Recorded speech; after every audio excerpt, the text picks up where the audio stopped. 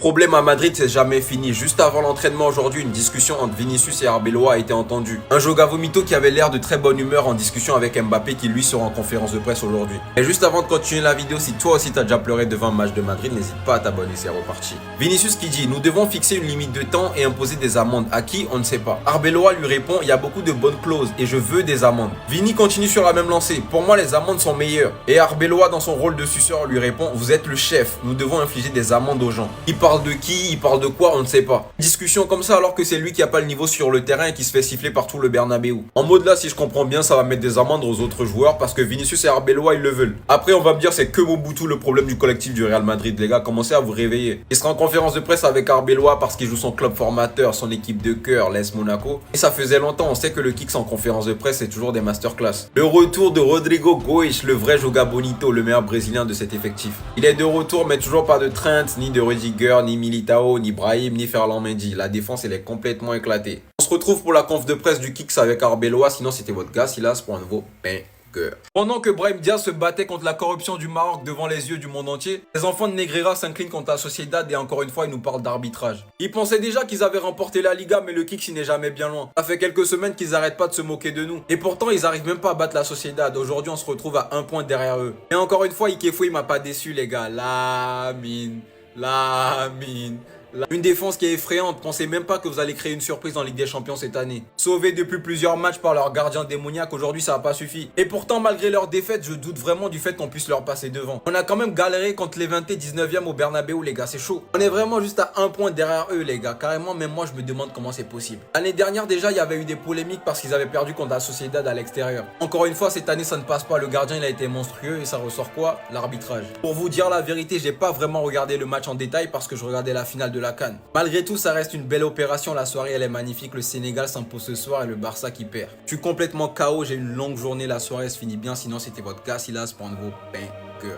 La mission affichée par le Real Madrid est claire, les gars. Sauver le soldat Vinicius. On va y aller par ordre chronologique et je vous explique tout de suite. Déjà, ce que vous pouvez voir là, les gars, c'est Vinicius Junior avant d'entrer sur le terrain. Donc, il savait très bien qu'avec l'échauffement, avec tout ce qui s'est dit dans la presse, dans les médias, etc., qu'il allait prendre une sauce sur le terrain. Et regardez son état, les gars. On voit que c'est quelqu'un d'émotif. Mbappé vient le rassurer. Et puis, on voit qu'il est vraiment pas bien. Il a vraiment la tête entre les mains.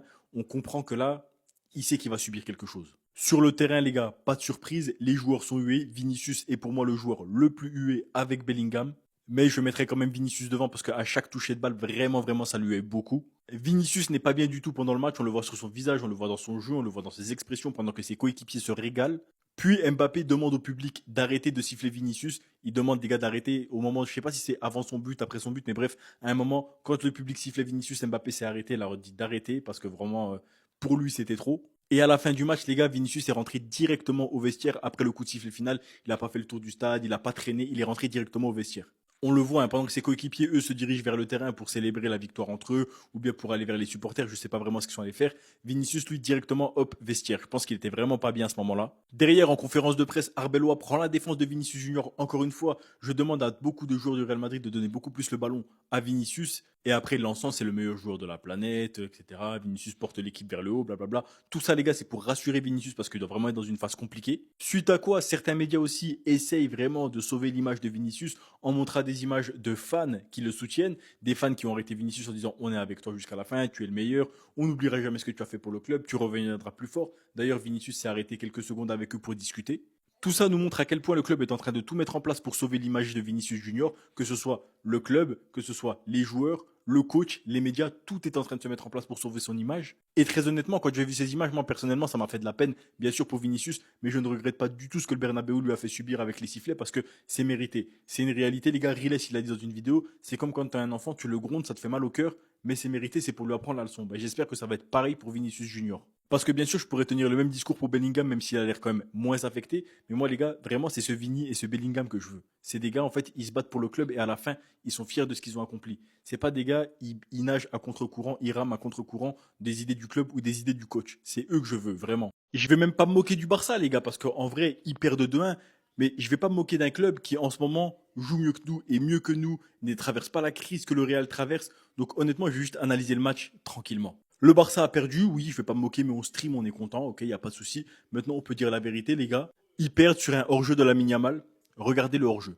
Voilà. Ce qui est hors-jeu, les gars, c'est un crampon de Lamine Yamal. Un crampon. On a les mêmes hors-jeu que Mbappé a pu avoir en début de saison. C'est la même chose, les gars. La VAR, il y a un problème par rapport à ça. Il faut vraiment trouver une solution. Ensuite, pour parler du match en lui-même, les gars, on a vu une entrée de Cancelo qui a été cataclysmique, qui fait un retour au Barça cataclysmique, on peut l'annoncer. Après, il faut peut-être pas lui tomber dessus tout de suite. Il faut qu'il se réacclimate au championnat, qu'il se réacclimate à l'Europe. C'est son premier match. On va pas lui en vouloir. Il n'a pas de rythme, etc. Bref, mais entrée cataclysmique quand même. Lamine Yamal, quant à lui, fait un top match. Franchement, pour moi, ça a été le meilleur joueur sur la pelouse. Deux équipes confondues, vraiment, entre ses dribbles, ses centres. Aujourd'hui, en frappe, il n'a pas été vraiment efficace, mais il a bien dribblé, il a bien centré. C'est lui qui a l'origine de la passe décisive pour Marcus Rashford. Et puis, il a fait un top match pour moi, Lamine Yamal, les gars, je suis honnête. Hein. Il y a eu un carton rouge pour la Real Sociedad dans les dernières minutes de jeu, totalement mérité. Il essaie d'arracher la cheville à Pedri. Pedri, je ne sais même pas comment il se relève, les gars. Alors qu'il y a 2 saisons de ça, tu le touchais à peine. Il était blessé 3 mois à l'hôpital. Aujourd'hui, le gars, il va casser la cheville littéralement. Il a tordu la cheville. Il s'est relevé normal. Take Kubo a sacrifié son âme, les gars. Il est sorti sur une civière pour donner la victoire à la Real Sociedad. Et Juan Garcia, les gars, on va pas se mentir, hein, il prend 2 buts, mais il se fait allumer. Les 2 buts, il se fait allumer. Par contre, hein, je voulais parler de Koundé aussi, j'allais oublier avant de partir, les gars. Koundé, oh, c'est une cataclysme. Franchement, Koundé, faut arrêter. Koundé, à chaque match, les gars, à chaque match, il fait des dingueries. Bon, il y avait plus important ce soir, hein, les gars. Il y avait le divertissement ultime entre le Maroc et le Sénégal en finale de Cannes, mais ça n'empêche qu'on a regardé le match du Barça aussi. Loin de moi, les gars, d'envie de me moquer du FC Barcelone parce qu'en tant que supporter du Real Madrid, on n'est pas en position de se moquer d'eux, vraiment pas. Moi, ce que je veux mettre en avant, les gars, c'est l'hypocrisie qui règne dans la communication dont font preuve certains acteurs du foot. Hier, pendant le match, le FC Barcelone a perdu avec des raisons, les gars, ça remet la faute sur l'arbitre, etc. Bref, on connaît. Et là, on apprend, après le match, De Jong, il a dézingué l'arbitre. Et aussi, il y a Hansi Flick qui s'y est mis. Hansi Flick, il a dit, je ne vais pas perdre mon temps à parler de lui. Tous ceux qui étaient dans le stade ou devant leur télévision ont vu ce qu'il a fait ce soir. Il a aussi rapporté, je ne vais rien dire sur lui parce que je sais qui il est, je sais comment il est. Et il a dit aussi, je lisais quelques commentaires avant le match et tout le monde sait comment est ce type. Alors que le même Hansi Flick, les gars, quand il y avait des histoires d'arbitrage entre le Real Madrid et les arbitres, il disait, nous devons croire aux arbitres. Nous devons les protéger. Ce sont des humains et tout le monde fait des erreurs. Et aussi, il parle du moment où les arbitres avaient pleuré en conférence de presse avant la finale de la Coupe du Roi ou de la Super Coupe d'Espagne. Je me rappelle plus, c'était la saison dernière entre le Real et le Barça. Les arbitres avaient pleuré en conférence de presse. Et à ce moment-là, il avait dit, des arbitres qui pleurent, je ne sais pas quoi dire. Pour moi, ça reste du sport, c'est un jeu et rien de plus. C'est notre responsabilité de protéger les joueurs et de protéger les arbitres. Nous devons les respecter. C'est ce que je pense et c'est ce que nous devons faire. Donc moi, je veux souligner l'hypocrisie, les gars, parce que, ok, les joueurs, ils peuvent critiquer. De Jong, il l'a dézingué aussi, ok, d'accord. Dans le feu de l'action, à chaud, il n'y a pas de souci. Mais Hansi Flick, qui tient des paroles comme ça, lorsque c'est le Real Madrid qui a des embrouilles avec le Barça, en se faisant passer pour le bon samaritain, pour dire, mais tu sais, c'est des humains, tout le monde fait des erreurs, faut les protéger. Et aujourd'hui, il n'a pas hésité à lui tirer dessus en disant, on le connaît, on sait comment il marche, on sait comment il fonctionne, j'ai vu des choses avant, et je sais comment il fonctionne. Et ben là, ce qu'il fait, les gars, c'est exactement la même chose que Real Madrid TV ils font, sauf que Real Madrid TV, ils le mettent en image. Eux, ils disent, cet arbitre-là qui va nous arbitrer, regardez les erreurs qu'il a fait avant avec nous, regardez-les, et vous attendez pas à grand-chose. Ben là, lui, il vient de dire, j'ai vu les commentaires avant ce match, je sais comment il est, je sais comment est ce type, et donc, en gros, sous-entendu, je m'attendais pas à grand-chose. Et les gars, c'est la même chose, sauf que lui, il le dit et le Real Madrid le met en image. Tu peux pas être hypocrite à défendre ton club et les arbitres quand c'est pour toi, mais à descendre les arbitres quand c'est contre toi. Contre toi, excusez-moi. Voilà, c'est tout ce que je voulais mettre en image. Je veux pas me moquer du Barça, je veux pas d'histoire ou quoi que ce soit, les gars. C'est une réalité. Pour moi, je trouve ça juste incohérent. Il y a des choses qui sortent, les gars, sur le Real Madrid. Vraiment, c'est hallucinant. Faut savoir, les gars, Zidane et R9 derrière Ronaldo ont été sifflés au Bernabéu. Karim Benzema a déjà été sifflé au Bernabéu. Cristiano Ronaldo lui aussi a déjà été sifflé au Bernabéu. Alors quand je lis ça, là, le Real Madrid et les joueurs sont très choqués et déçus des sifflets au Bernabéu. Le message, si vous nous applaudissez seulement dans la gloire, mais que vous disparaissez dans la défaite, vous n'avez jamais été des nôtres. Les gars, ce message, il est totalement faux. Parce que justement, c'est pas ils applaudissent dans la gloire et ils partent dans la défaite. C'est qu'en fait, il y a un respect à avoir. Les gars, ces joueurs-là, ils ont apporté plus que la génération actuelle. Je suis désolé, les gars, CR7 et Benzema se sont fait huer. Et CR7 et Benzema ont bien plus apporté que n'importe quel joueur de l'effectif aujourd'hui du Real Madrid. Après, bien sûr, à voir dans les années qui va apporter plus ou quoi, il n'y a pas de souci. Mais faut pas commencer à inventer des trucs en mode ouais, vous applaudissez que dans la gloire. Non, c'est parce que c'est un public exigeant et surtout parce que c'est un public qui sait ce qu'ont fait les joueurs. On le sait, c'est sorti dans la presse aujourd'hui, les gars. Il y a plein de trucs, les réseaux sociaux, les journaux, les journalistes, etc. On voit tout, on sait tout. Et du coup, quand on sait ça, bah, les joueurs, forcément, tu leur en veux. Parce qu'ils ont gâché eux-mêmes leur saison en ayant 5 points d'avance sur le Barça et aujourd'hui 4 points de retard. Forcément, tu leur en veux.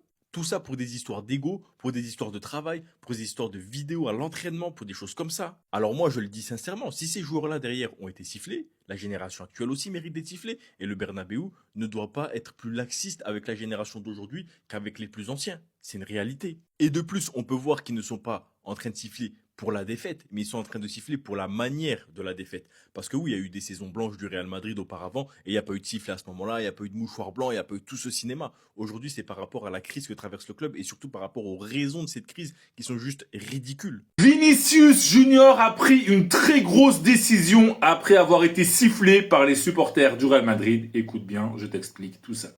On peut dire que le divorce est acté entre Vinicius Junior et le public du Santiago Bernabéu.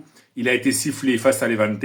Avant le match, notamment, on a vu qu'il était un peu en pleurs. Voilà, il était vraiment abattu et ça l'a poussé à prendre une grosse décision. Effectivement, suite à ces sifflets des supporters, eh bien, le Brésilien aurait décidé de partir. Je vais pas vous refaire toute l'histoire du feuilleton sur sa prolongation. Voilà, il termine son contrat en 2027. Il n'y a toujours pas d'accord pour prolonger. Et suite à ces sifflets, il aurait pris la décision de partir.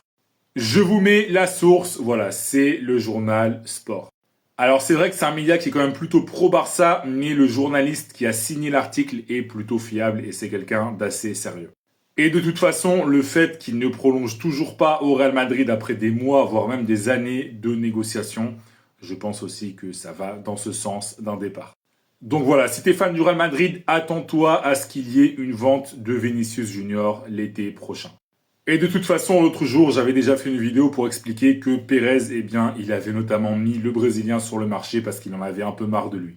Moi, personnellement, voilà, je pense que le cycle Vinicius Junior au Real Madrid, il est terminé. Voilà, il faut mettre fin à tout ça. Et toi, si t'es fan du Real Madrid, donne-moi ton avis dans les commentaires. Est-ce que tu penses que le Real Madrid doit le garder ou doit le vendre? Dis-moi ton commentaire. Et si tu veux être au courant de toute l'actu des Merengues, comme d'habitude, je t'invite à t'abonner.